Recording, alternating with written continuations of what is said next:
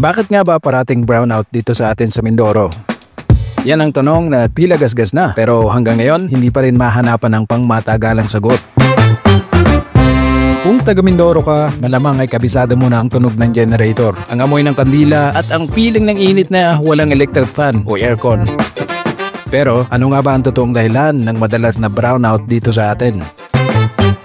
Una, hiwalay ang Mindoro sa Luzon grid. Ang isla ng Mindoro ay hindi konektado sa Luzon power grid. Ibig sabihin, hindi tayo nakakakuha ng kuryente mula sa malalaking planta ng Luzon. Umiikot lang ang supply ng kuryente sa loob ng isla. Asa tayo sa mga local diesel plants, hydro at ilang solar power sources. Kapag nasira o tumigil lang isa sa mga planta, maapektuhan tayo sigurado at wala tayong aasahang backup. At dahil limited lang ang power generation dito sa atin, madalas ay hindi sapat ang kuryente sa demand ng buong probinsya, both Oriental and Occidental Mindoro, kaya may rotational brownout na mangyayari.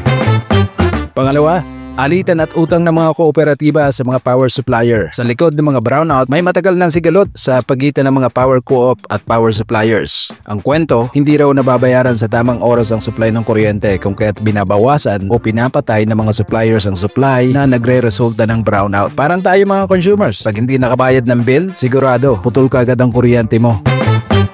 Pangatlo, luma at mahihinang infrastruktura. Maraming mga linya at power equipment sa Mindoro ang luma na at kulang sa maintenance. Kapag may bagyo, malalakas na hangin o simpleng overload lang, maaari itong bumigay at madadalin na naman ang kuryente natin. At dahil isolated ang grid natin, matagal ang response time sa repairs at power restoration.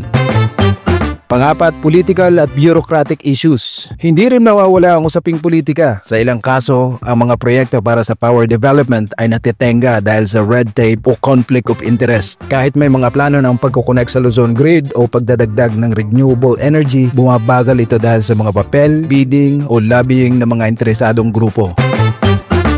Pero hindi lahat ay bad news. May mga lugar din na hindi gaanong apektado ng brownout, gaya ng sa Palawan sa Occidental Mindoro, kung saan may sarili silang solar diesel hybrid power plant at dahil dito mas stable ang power supply nila kumpara sa ibang bayan. Ibig sabihin, posible pala kung gugustuhin. At dahil sa patuloy na krisis sa kuryente, dumarami na rin ang mga bahay at establishmento na nag-i-invest sa solar systems kahit paunti-unti lang. Ang brownout sa Mindoro ay hindi lang simpleng pagkawala ng kuryente. Isa itong salamin ng mas malalim na problema sa sistema, supply, pamamahala at politika. At kung walang mababago sa mga ugat ng isyong ito, mananatiling kandila at gasera ang takbuhan ng mga Mindoreño tuwing gabi. Pero sa bawat brownout, may pagkakataong magsimula muli. At sana tuluyan na magliwanag ang Mindoro. Hindi lang sa kuryente, kundi pati sa katarungan para sa bawat mamamayang matagal nang nagtsatsaga sa ganitong klaseng problema.